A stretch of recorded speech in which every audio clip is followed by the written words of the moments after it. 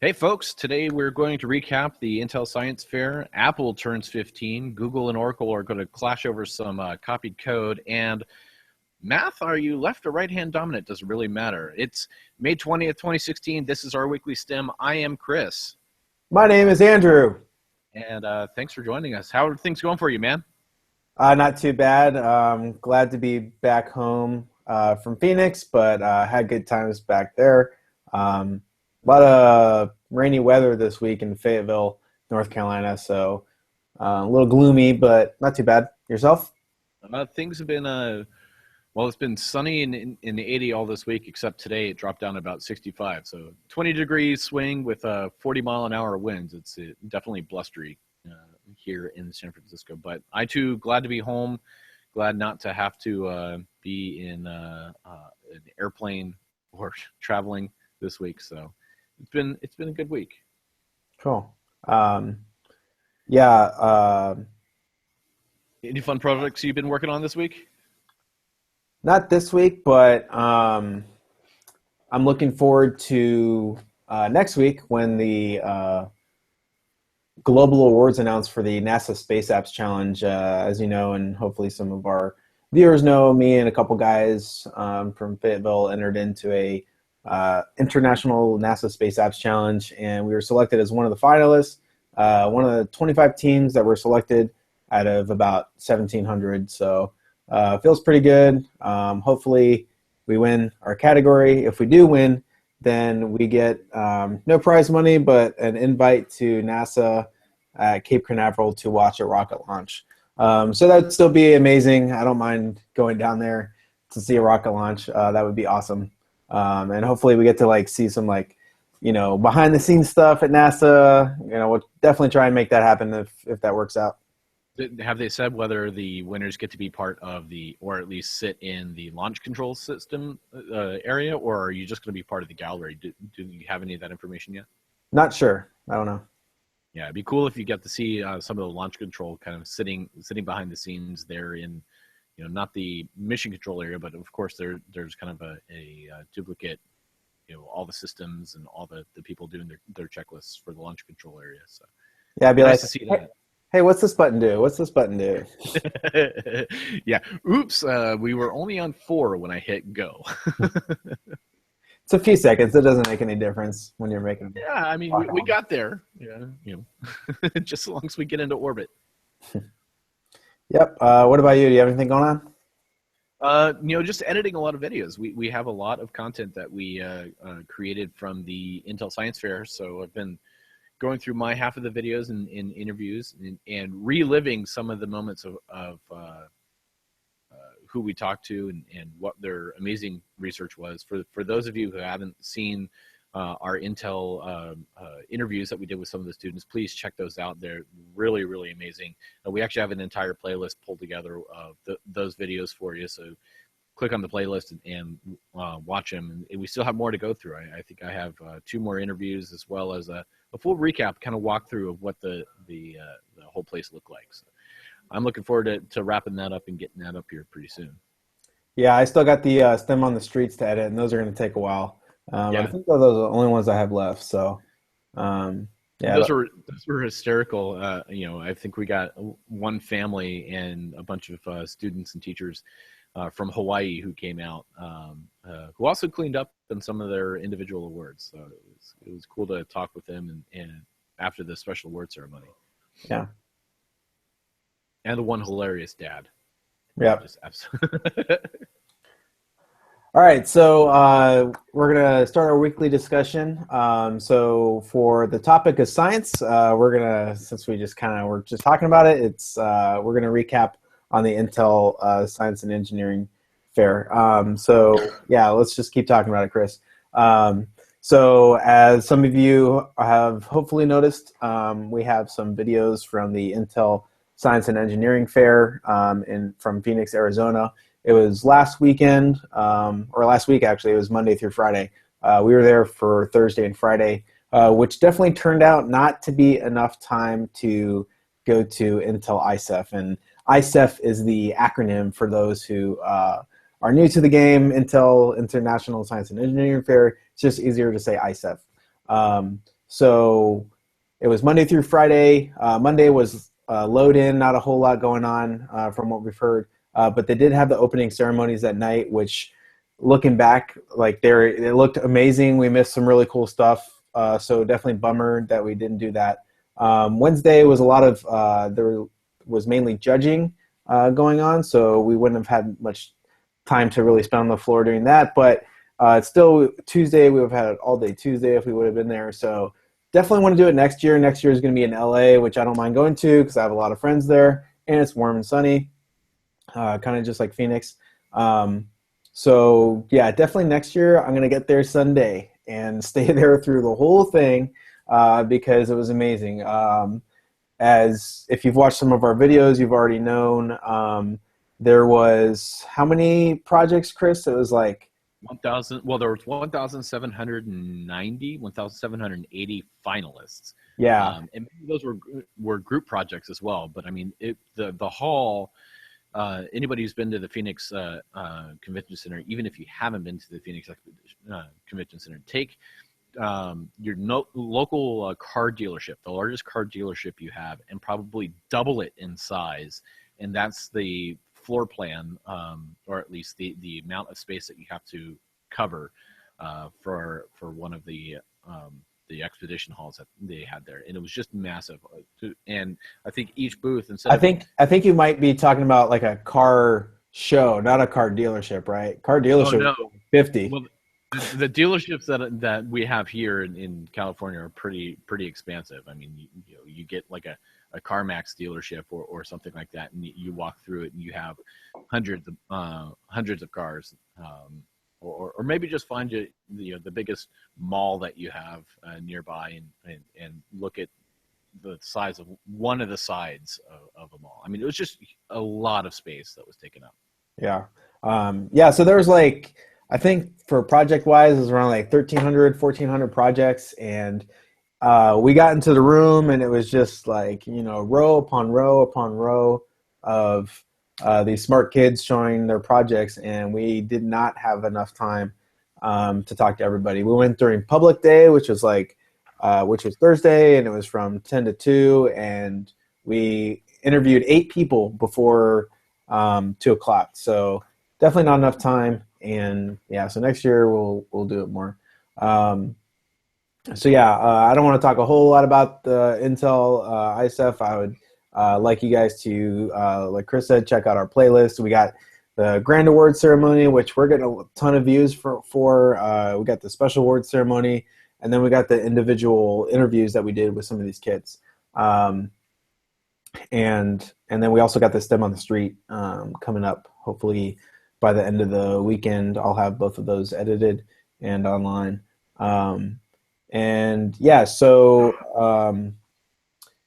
My question for you, Chris, is not what was your favorite project, but who was your favorite person to interview? Well, I think the dad on the STEM of the Street is just hysterical. Everybody has to tune into that because he just had some amazing responses. Actually, one person who I thought was great to interview was a mom who we didn't get on camera. It was just a kind of a stop by. She stopped us, and she was just so passionate about where all the press.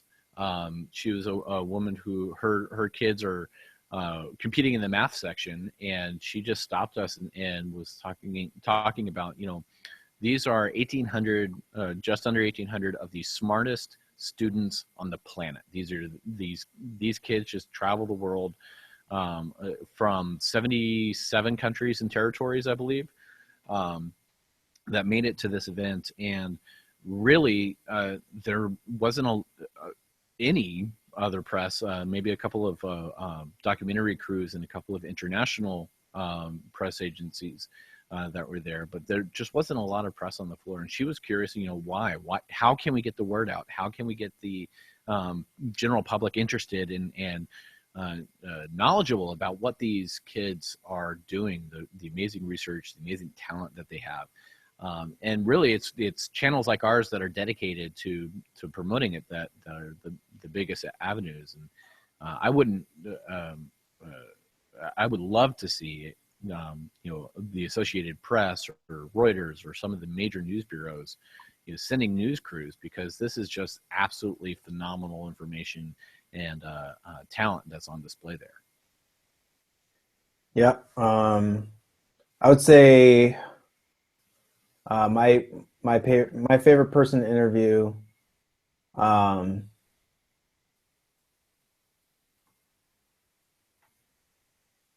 I would say the person with the most energy was Prashant and Brennan. Mm-hmm. Chris actually interviewed him, but we talked to them beforehand. I think they probably had the most energy, although you can't really see that in the video too much. But they sought us out. They were their right. own PR people and said, "Hey, you want to see something interesting? Come check us out." And Yeah, they were even getting laughed at by the guys next to them. But yeah, they definitely had a lot of energy. yeah. They had the last laugh though. They were winning award after award, and they already sold their product and patented it or anything like that. Yeah. So Not to mention they won the award to the trip to China, as well as their best in category for the one of the medical categories, and just the overall or the first place award. So I mean, yeah, you're right. They they won a lot for good reason. mm-hmm. Yeah. All right, so yeah, so we're not going to talk about too much about Intel ISEF. Go check out our videos. Check out their website. We got a link below. It's amazing stuff. One of the things we might look at doing in the fall is covering the Broadcom Masters. It's kind of like the Intel ISEF for middle school. So it's a bunch of middle schoolers doing science and engineering projects. That's going to be in the fall in Washington, D.C., around like October or something like that. So we might check that out in the fall. But yeah, it was really cool to see all those smart kids and check out the interviews that we did. And yeah. All right, so our technology category or topic for today is the Apple Store anniversary. So yesterday was May 19th, and it was a 15-year anniversary for the Apple Store. So 15 years ago in 2001 in May, two Apple stores opened, one in Virginia, one in California, and they were the first Apple stores. Steve Jobs was still around. He was part of the launch. It was actually his idea to do those retail stores, and he had one of the marketing former vice president of merchandising from Target and Gap, helping him out with the retail plan. And a lot of people said Apple stores are going to fail. You have these cool stores like Circuit City, that are selling computers. How are you supposed to compete with them? And we know where Circuit City is right now. They're bankrupt. So they definitely had the last laugh. So some interesting facts about Apple, the Apple Store in 2001. And if you kind of remember 2001, that was not too long ago. I mean, it was kind of a long time ago, but back then, the operating system at the time, or it was kind of right on the verge of changing. It was OS 9, so that was right behind OS X, which we're currently on right now, and it's kind of still like, morphing every year or whatever like that. But OS 9 was the last like classic Mac operating system that had still kind of like the old Mac look and all that kind of stuff. And if you look at, we also put the video, a link to a video of Steve Jobs in the Virginia store before it opened. So it's funny just to go watch that video after you watch this, because he's like, hey, and look at this dinosaur, and he's like pointing to like one of the old iMacs that are like the CRT cathode ray, like huge computer. So it's just funny to see all those devices in the store. So some interesting things about the store back then versus now is, one, it looks basically the same. There's some different stuff, different products now, so there's obviously that difference, but overall it looks exactly the same sort of like minimalistic approach, which we've seen a lot of stores sort of copy now. And like Chris, have you ever been inside a Windows store, Microsoft Windows? I have, and it's kind of like they just wanted to copy and paste. There's one in Palo Alto, for those who aren't aware, Palo Alto is adjacent to Cupertino, where Apple is headquartered. But at the Palo Alto Mall, they have kind of right across from each other, you have a Microsoft store, and then catty corner you have an Apple store at the mall there. Yeah, I remember going to a Microsoft store years ago, and it was still cool, like setup wise, but like, yeah, the most recent one that I've been in, it looked exactly like the Apple stores. So, all right. So back then, the store was divided into 4 sections, and we can totally see this has changed now. So back then, they had the home section, which was personal computers. So they had the old school iMacs, the iBooks. Then they had the Pro section. I don't know if you remember, Chris, like if you used to go into Apple stores, and I don't remember seeing this recent years, but they used to have like the Pro section where they had like the high-speed desktops and like the ultra awesome computers and stuff like that. I haven't seen that sectioned off recently. Have you? Or No, to be honest, I build all my machines now. I don't have a reason to go into a Microsoft store. Even when I ordered my wife's like Microsoft Surface tablet, I did it online. So I haven't been in a Microsoft store. There's no reason for me to go in a Microsoft store. No, I'm talking about Apple. Oh, I haven't been in an Apple store in many, many years because I don't own any Apple products. Okay. Well, it's going to be a fun question that I ask you at the end then. All right. All right. So the other 2 sections where there was a Music Genius Kids section. So if you remember back in the day, Apple stores, I haven't seen these recently either. They used to have a little kids section where they would have like a few computers set up for the kids, and like all the kids software was there. I haven't seen one of those recently. They had the Genius Bar, which was actually if you look in the Virginia video that's linked below, it was actually set up like a bar. Now I believe it's just part of the retail counter. And then they had the music section. Then they had movies, photos, and yeah. So back in the day, one of the things that was really funny that you'll see Steve Jobs talk about if you watch that video is that you go to the Apple store, and he said like in the first 25% of the store was all of Apple's products. And if you remember back then, all they sold basically was computers and software. They didn't sell any other products really. So they actually had space in their store for other products that were on demand. So they had camcorders, they had digital cameras, they had MP3 players, and handheld organizers. So it's extremely funny to like think of that now. How, can you imagine like going into an Apple store now and like finding any other product that's not sold by Apple except for like accessories for iPhones and stuff, like or software that they have specifically available or approved by Apple. Like you get your Adobe software if you're a video or a designer. I do think it's funny. You can also buy Microsoft Office for Apple, the Apple store. Well, yeah. I mean, people use Office, so. Yeah, but you can't buy iOS at the Microsoft store.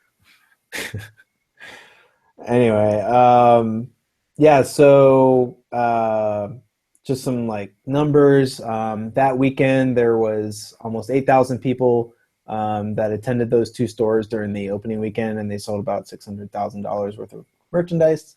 For fast forward to today, and they have over 60,000 employees. They have about 500 stores. FYI, shout out to my friend Gary. He was one of the people that first opened the Apple store in California, the one in California in the Glendale Galleria. He's one of the first people that worked there. So he's been an Apple fanboy almost all his life. All right. Yeah, so my question for you, Chris, is not that you own any, or I don't know if you own any, but what is your favorite Apple product that has been released since 2001? So when I ran an ad agency, I had 2 Apple G5 towers that both blew a SCSI bus. And prior to that, they were just really, really good products that ran Adobe Creative Suite, the Adobe Acrobat and Photoshop and Illustrator programs and InDesign programs much better than PCs did at the time. And the problem that I had is I had 2 of them that had the exact same failure, and it was 3 days over the expiration of the AppleCare program, and they wouldn't do anything to fix it. So I pledged I would never buy another Apple product in my life from that point on. But the G5s were an amazing tower. I loved it. They were powerful. They did all they needed to do. They had enough functionality and multifunction drives for burner and reader capabilities. Were those like the really big metal ones? Yeah, they were the big silver towers that they sold. So they basically became a really big paperweight. Yeah, yep. Well, I would say they became good step stools. They were strong enough and sturdy enough that you could actually stand on the tower. And me being at the time 190 pounds, I could stand on the tower without worrying about denting it. They made very, very sturdy cases. Cool. I would say my favorite product is the iPod. They don't really have iPods anymore, but I think the iPhone is probably definitely the most like useful device that they produced, but I think the iPod was the most revolutionary. And not that either device was invented by Apple. I mean, of course they were invented by Apple, but they weren't the first one to make a smartphone, and they weren't the first one to make an MP3 player. But they were the first ones to revolutionize the market, I guess. And if you remember, like 2001, Chris and I were like just getting started in college, and I remember, having like a tiny little MP3 player that sucked. But then like I remember like people starting to get these iPods and like, oh my God, you can fit like, thousands of songs. Like what? Like mind blown. Like they were the first ones to do I think they were the first ones to do the thousands of songs like sort of capability, because they actually had hard disk drives with spinning disks. I think most of the MP3 players were flash storage, but back then flash storage was extremely small. But the iPods had super max capabilities where you could store gigabytes of songs, and it was just unheard of, never seen before. And now you could ditch that thick binder of CDs and put everything on your iPod. And I think that changed the world more than the iPhone did. I think it sort of led into the iPhone,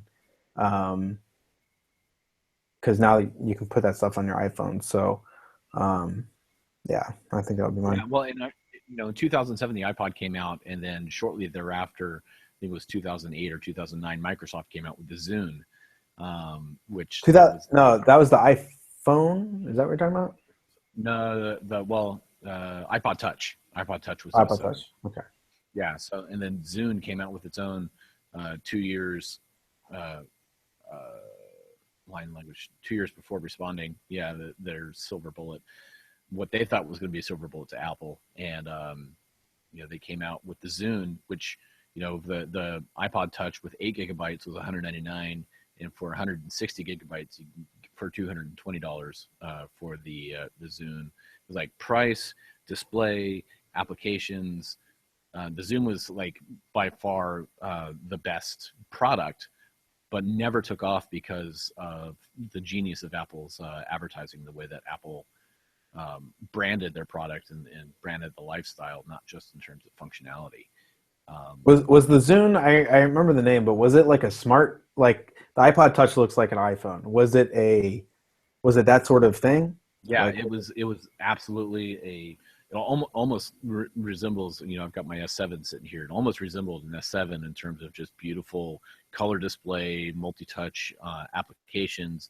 It didn't have the multi-app, like Square app preloader that many of the smartphones and smart personal media devices have today. Mm-hmm.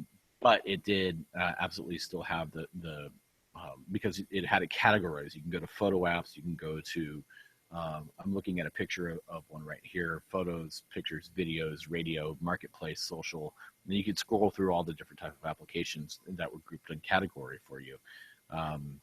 But it didn't have quite as robust application directory. People weren't building Microsoft Mini mobile apps. They still aren't, which is why.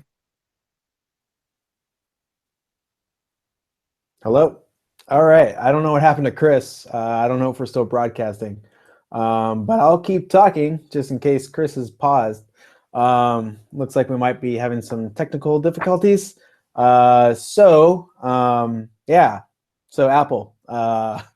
Let's see. I'm going to do this by myself. Well, Chris, you back?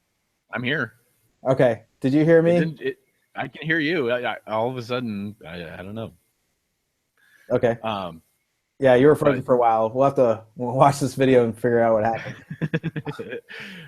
But yeah, it was Apple's just brilliant marketing. They came out with the first lifestyle product. They owned the lifestyle market, and Microsoft could never play catch up. Yep. One last thing to talk about Apples before we move on to Chris's No, you're stories. frozen. Am I still frozen? No, you just okay. froze out on me. I don't know. Something's going on with. Anyway, all right. Talking about apples. Malcolm McDowell likes apples, and I just want to give a shout out to my friend Sarah, former college peer. When we were in Phoenix, she was in town doing a con with Malcolm McDowell at the Mad Monster party. I think they call it in Arizona. It's like a series of Mad Monster like horror themed conventions. So we were able to check out Malcolm McDowell. We got Malcolm McDowell. We got an autograph. So of course, if you don't know who he is, he started Clockwork Orange, but now he is in Mozart in the Jungle. Although my favorite role, no doubt why, is he played Dr. Tolian Sarin in Star Trek Generations. And so yeah, he autographed a picture for me and Chris, and we got a picture with him that's on our Facebook page. So that will go up over here on my Star Trek wall when I get a frame for it. Well, beyond the Apple battles and the success of Apple, I think we'll move on to our engineering story.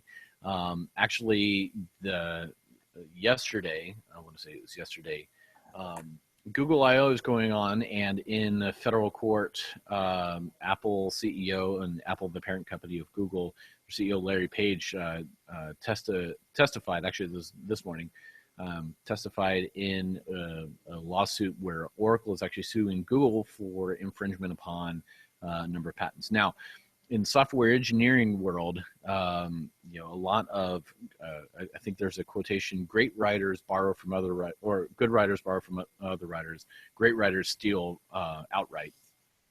And in the software engineering world, there's, the many people use open source software licenses and open source software directories, definitions, and repositories in order to build their product licenses. Google or Oracle a couple years ago bought Sun Microsystems, who was the parent company of the Java programming. And if you are a Windows user, you'll know Java because every other week you get a annoying Java update, security breach, or leak or something like that. But Java is a great program for moving software objects from one place to the other. Java was actually, and Java has about 37 APIs that it claims, or Oracle claims, that of the 37 Java APIs that it bought, Google is infringing upon that many of them. And Google claims that it's all fair use because originally was part of an open source project. And even Sun Microsystems at the time, when Google was building its Android operating system, which is using the Java calls and the Java framework, it had applauded it for being Android for being Java based and using its open source. But since Oracle bought it, it says, no, it was no longer open source, and so now you're infringing upon our product ex post facto. I'm curious, Andrew, in your opinion, if a company buys something that was once open source, does it stay open source? Can you use it without having to license the content, even though it's still somewhat advertised as an open source platform? I don't know the legal answer, but I would say that if it used to be open source, then it should be good to go. I think you would probably have to establish it used to be open source and we were using it all the time. So it was we were like, I don't know the legal terms, but we've already like sort of like built a lot of the stuff based on it. And so there was a, you know, there was a thought of, that it would always be that way or something like that. So Yeah, it's kind of like the expectation of fair use, right? expectation. Yeah, that was the word I was looking for. I would sit there and say, if I'm building something, a general design principle is readily available. It's made, somebody can sit there and say, hey, here's a design for building a kid's playhouse. And it's up on the internet. It's a free, plan. And I go and build it based upon that plan. And I might add on certain things. I might add a slide. I might add something for my kids to get some cool things. And then that person sells the design to Home Depot, and Home Depot then comes after me and says, yeah, you can't use that design because that design is now our property. We own that design. So we're going to sue you even if you continue to build on. I would sit there and say, what the hell are you talking about? Like, it was free. Why can't it be free anymore? And I think that's kind of what Google's argument is today. The other thing is that they're using it. So for software development terms, they're using Larry Page's defense was that declaring code is not code, meaning that so in software development terms, you have what's called declaring code. That's when I make a function and then I name it something. And then I'm using this declaring code that names what that function is. And then I can use that whole mini program within my application. And Java used a lot of declaring code and these 37 APIs while I'm declaring use of that API and declaring use of this subroutine or sub function. And Larry Page is saying, well, declaring code itself is not code. And that's where these APIs are called as. It's not, we're not infringing upon it because we're not copying and pasting the root code. We're copying and pasting what something is called. And that itself is kind of like in the argument. So it's like saying, I'm going to use nail. I'm going to call this thing a nail, and I'm going to use it to build my playhouse for my kids. You can't sue me for using nail. Why are you suing me for fastener instead? So I think that's kind of the argument. Part of it's semantics. Part of it is what you're really using there. But I find it kind of like a slap on the wrist to sit there and say, oh, we bought it, so now we own it, and it's no longer open source. So nana. Right. Well, I guess that will take us to our math story. So many people, Andrew, first question, are you left-handed or right-handed? I don't want to answer this yet. You don't want to answer this yet. There was a study that I read the article, so I'm not answering yet. Okay. There was a study, psychologists from the University of Liverpool and the University of Milan conducted a study of about 20,000 students living in Italy. They aged from 6 to 17. They asked them to just complete a number of mathematical tasks. Most of them are just simple arithmetic and problem solving. The study found, however, that there's a moderate yet significant correlation between handedness and math skill. Moreover, that variance it was about 5 to 10%, which is surprisingly high percentage for a variable like left-handed, right-handedness in terms of the proficiency of what they've been able to do.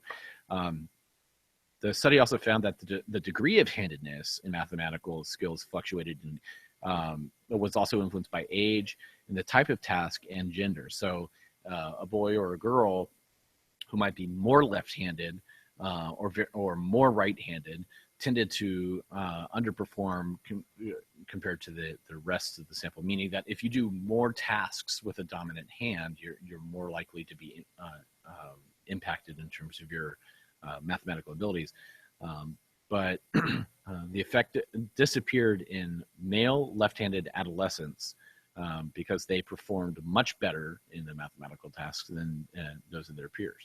Now, one thing that I find interesting in this is the human brain is actually split into two hemispheres, and your right hand typically controlled by the left hand side of the brain, which is writing, language skills, math skills, science, logic. It's very much the logos side of the brain, whereas the right hand, which is your left-handed control, is more creative, spatial awareness, emotions, dimensions, imagination, or what's called as the gestalt, kind of the whole picture view of things.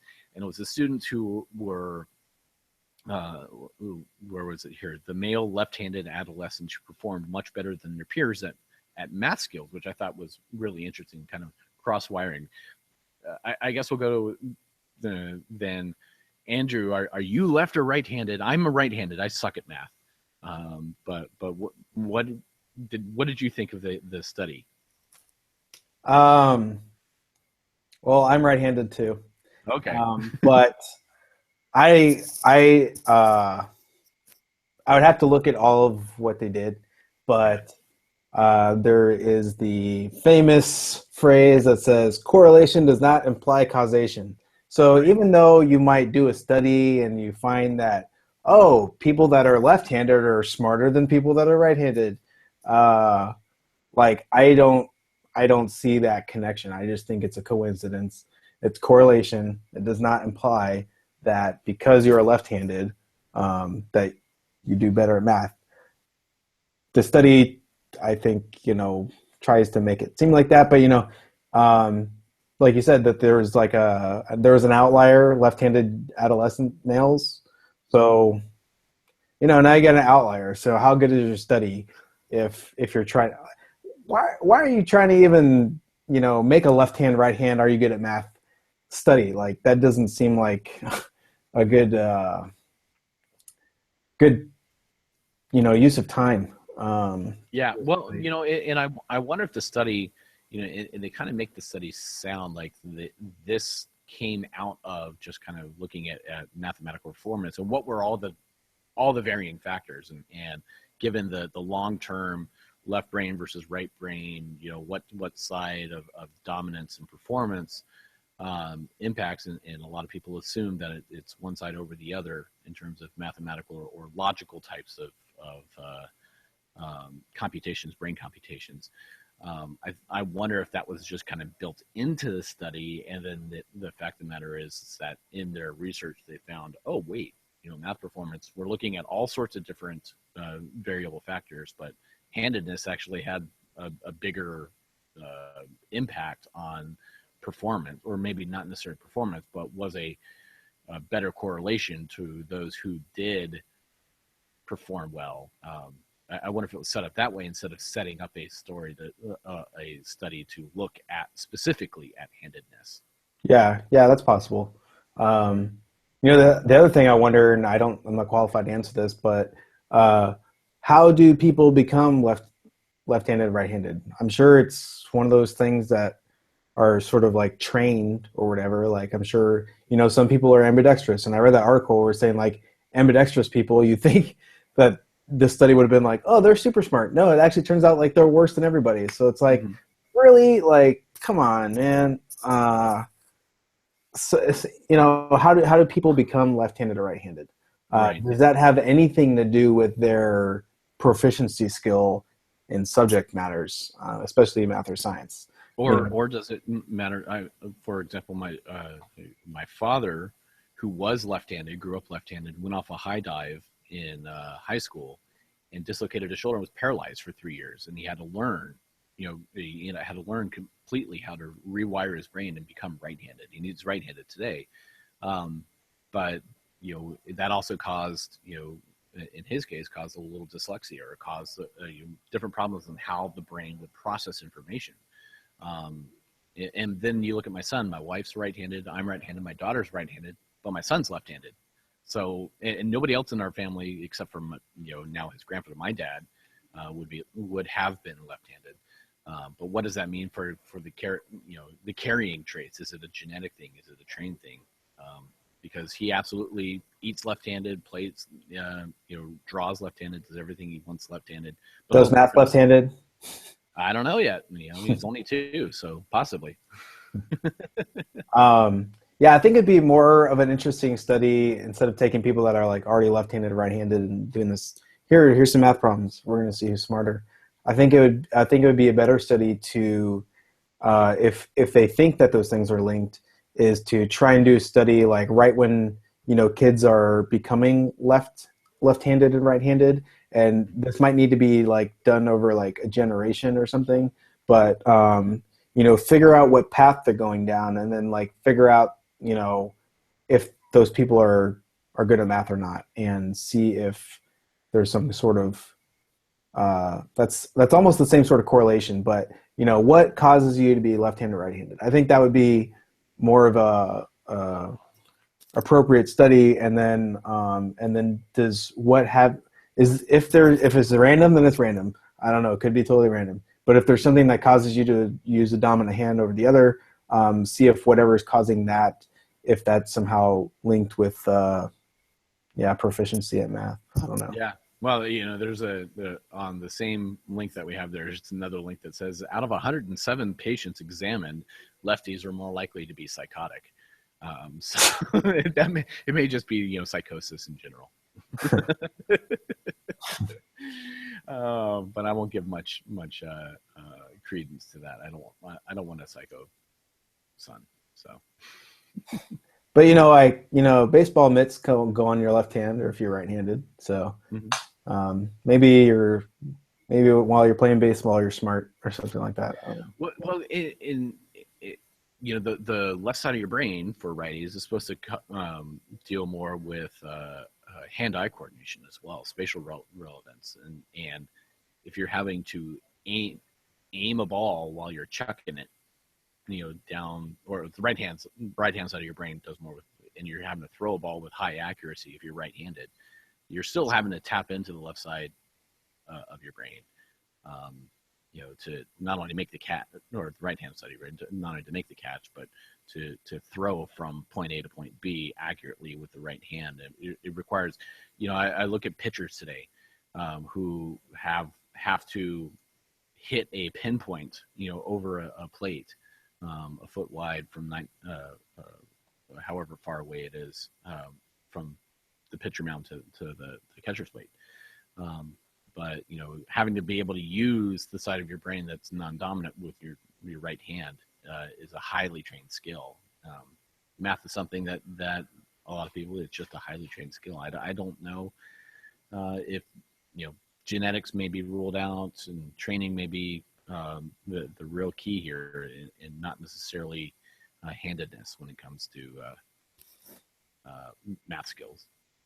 Yeah, and I have an easy solution for people that are worried about like hand-eye coordination and in sports like baseball, like if you're trying to pitch.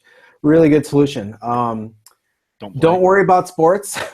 Get into math and science and STEM and learn how to code computers, because no hand-eye coordination needed whatsoever to code, unless you're trying to like make a program where like there's a baseball player in the game or something. But yeah, if you're not good at sports, STEM, or if you are good at sports, you can do STEM too. We've met a lot of kids last week at the ITEL ISEF that were also sports players and stuff like that. So not to say that if everyone's got their own thing going on. So if you're not good at sports, don't worry about it.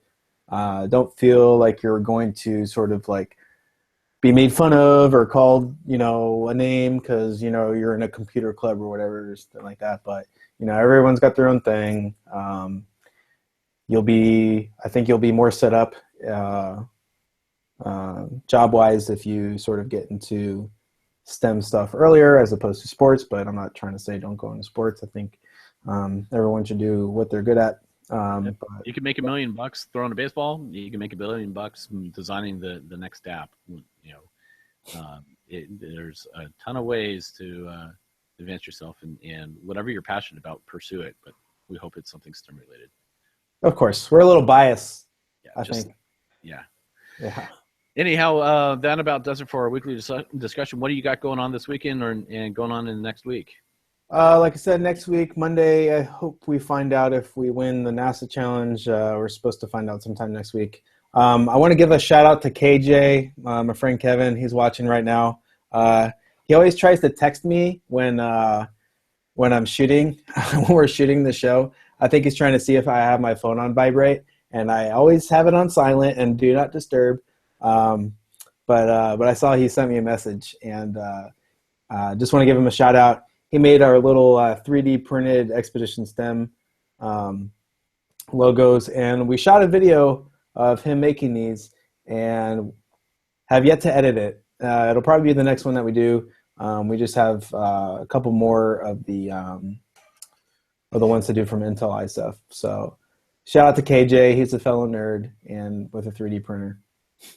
Yeah, what about you, Chris? Anything coming up? You know, the Bay Area Maker Fair is going on, so I'm going to try and get over there tomorrow. It's today and tomorrow, and I had a couple of things going on today. So, yeah, hoping to try and get to it tomorrow, see what people are inventing and creating, and also a shout out to our friends over at the tech center over here that are hosting a lot of 3D printing and CAD classes and teaching people how to make some amazing things. The folks at Tech Shop know what they're doing. So Tech Shop, if you're ever looking for a place that you want to build something or 3D print, and if you're a veteran, they do have free memberships and free classes for veterans that might be interested in taking advantage of any of the Tech Shop capabilities nationwide. So I'll be checking them out, checking out what they've got going on at Maker Faire and all the fun makers there. I'm definitely jealous. I wish I could have been there. I wish I was in San Francisco this week because they got the Google I/O conference going on. Seems like every week there's like another major thing going on. That's the advantage and disadvantage of living in the Bay Area. It's like, I want to go to this, I want to go to that, but I also have to work. And every week there's something else going on. And work always gets in the way of all the fun stuff that we do.